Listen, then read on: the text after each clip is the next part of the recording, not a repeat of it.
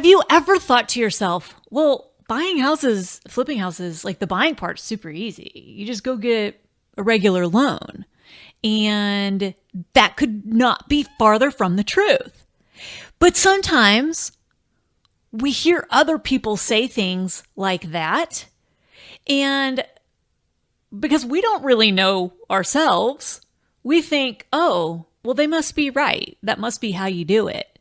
Well, when we're listening to people who don't know any more than we do, and potentially less than we do, that just leads to all kinds of problems and frustrations and confusion. Going the way of a traditional bank, getting a regular, so to speak, loan is typically not desirable for investors for several reasons. Usually they require a pretty hefty down payment, and we're trying to minimize our risk. We're trying to have as little of our money in the project as possible. And secondly, they typically can't close loans fast enough. So in the house flipping world, we've got to be able to move pretty quickly. We're usually working with a seller who either needs cash fast or wants cash fast.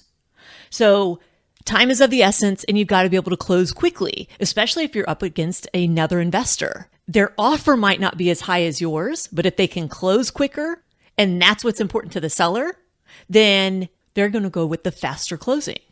There's also usually more hoops to jump through with a traditional bank.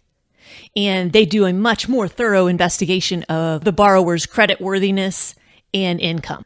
So a traditional loan is not the best way to go, typically, when trying to minimize your risk.